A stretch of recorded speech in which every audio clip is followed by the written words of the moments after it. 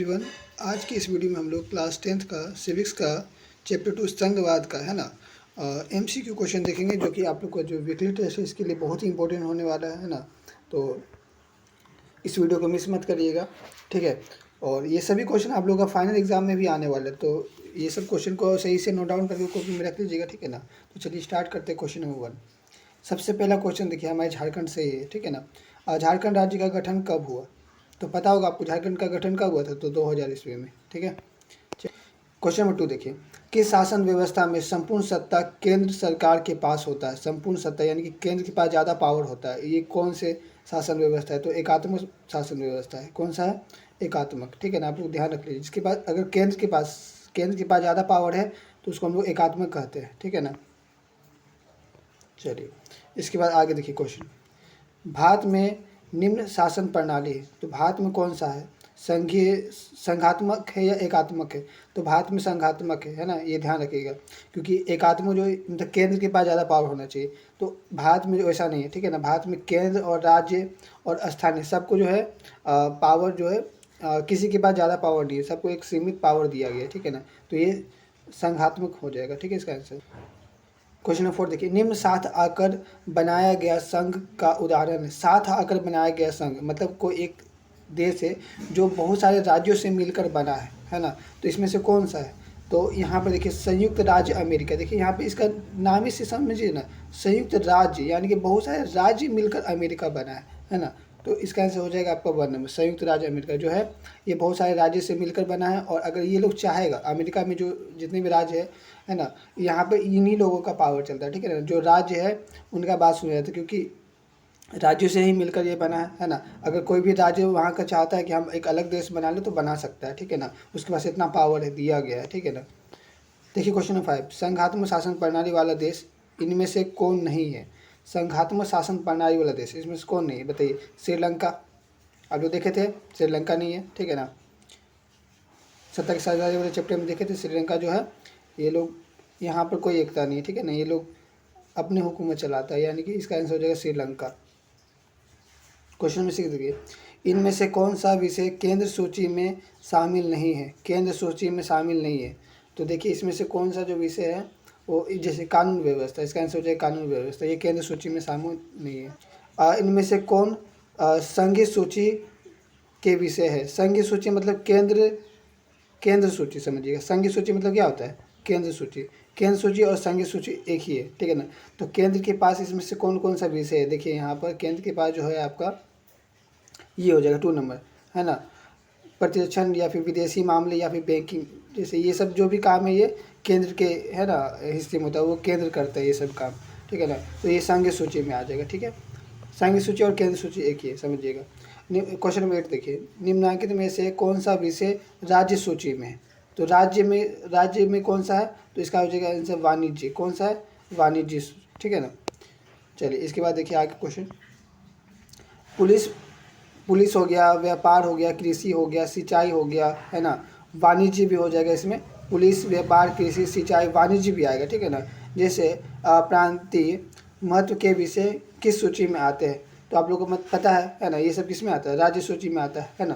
Question number 9 का answer हो जाएगा 2 नंबर, राज्य सूची में आता है। चलिए आगे देखिए क्वेश्चन नंबर 10 देखिए, शिक्षा, वन, विवाह, है ना, गोद लेना, उत्तराधिकार आदि विषय किस सूची में आता है? तो ये आपका जो है इसमें जो है केंद्र और राज्य दोनों ही आता है, ठीक है। इसमें केंद्र और राज्य दोनों का बराबर हिस्सा बराबर भागीदारी होता है ना, यानी कि शिक्षा पे जो है केंद्र और राज्य दोनों मिलकर डिसीजन ले सकता है, ठीक है ना। जिसमें दोनों का चलता है, वन में, विवाह में, ये सब में जो है दोनों का चलता है, ठीक है। तो इसका हो जाएगा आपका समवर्ती सूची। क्या हो जाएगा? समवर्ती सूची। चलिए समवर्ती सूची समझ में आया, जिसमें केंद्र और राज्य ये होता है, ठीक है ना। चलिए क्वेश्चन नंबर 9, क्वेश्चन नंबर 12 देखिए, समवर्ती सूची में दिए गए विषयों का कानून बनाने का अधिकार निम्न में से किसके पास होता है?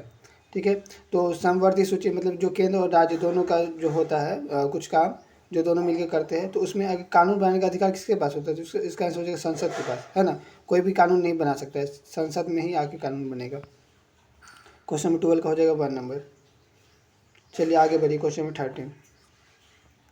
क्वेश्चन नंबर 30 देखिएगा, समवर्ती सूची के किसी विषय पर केंद्र और राज्य के बीच विवाद होने पर किस कानून को लागू होगा, है ना, कौन सा कानून होगा। अगर मान लीजिए शिक्षा पे ही जो है केंद्र और राज्य दोनों में सहमति नहीं बन रहा है ना, कुछ मुठभेड़ हो रहा है, समझ रहे हैं, तो इसमें से कौन सा कानून को मान्य दिया जाएगा। केंद्र जो बोल रहा है उसको सुना जाएगा या राज्य को सुना जाएगा, तो इसका आंसर हो जाएगा केंद्र सरकार, जो केंद्र जो बोलेगा उसको सुना जाएगा, ठीक है ना। चलिए आगे देखिए, क्वेश्चन नंबर 14, भारत में अवशिष्ट बाकी बचे विषय किसके अधिकार क्षेत्र में आता है, जो बच गया, ठीक है ना, जो भी और भी कुछ जो है जो लिस्ट में शामिल नहीं हुआ है, जब संविधान बना था उसमें लिस्ट में शामिल नहीं हुआ है, तो वो किसके विषय में आएंगे, तो वो केंद्र सरकार के विषय में आएंगे, ठीक है ना, जो बच गए। चलिए क्वेश्चन नंबर 15 देखिए, क्वेश्चन नंबर 15 देखिए, भारतीय संविधान द्वारा, है ना, शक्ति का विभाजन कितने सूची में किया गया है, तो पता है आप लोगों को कितने सूची में किया गया, तो केंद्र, राज्य और स्थानीय, है ना, यानी कि 3 सूची में किया, पहले 2 सूची में किया गया था, उसके बाद फिर और एक ऐड करा गया, है ना, जो 3 सूची में किया गया। क्वेश्चन नंबर 16 देखिए, अवशेष विषयों पर कानून बनाने का अधिकार निम्न में से किसके पास है, तो अवशेष जो बच गए विषय उस पर कानून बनाने का अधिकार किसके पास होता है, संसद के पास, ठीक है ना। चलिए इसके बाद आगे देखिए, ग्राम पंचायत की बैठकों की अध्यक्षता करता है, तो ग्राम पंचायत की बैठक की अध्यक्षता कौन करता है, क्वेश्चन नंबर 17 का हो जाएगा आपका सरपंच, कौन करता है, सरपंच करता है, ठीक है। क्वेश्चन नंबर 18 देखिए, ये तो एकदम आसान सवाल है ना, भारतीय संघ में इस समय है क्या है बताइए, तो 28 राज्य और 8 संघीय क्षेत्र है ना, बहुत ही आसान क्वेश्चन था आपका।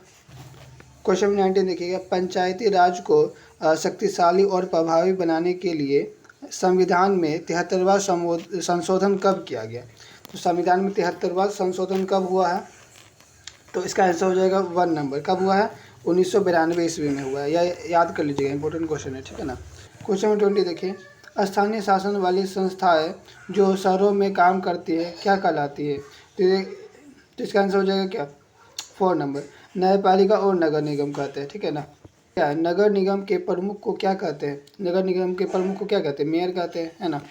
चलिए आगे बढ़िए, क्वेश्चन नंबर 22 देखिए, जब केंद्र और राज्य सरकार से सत्ता ले करके, है ना, ये बहुत इंपॉर्टेंट क्वेश्चन समझिएगा, जब केंद्र और राज्य से सत्ता ले करके स्थानीय सरकार को दे दी जाती है उसे क्या कहते हैं, है ना, तो उसे विकेंद्रीकरण कहते हैं, क्या कहते हैं, विकेंद्रीकरण।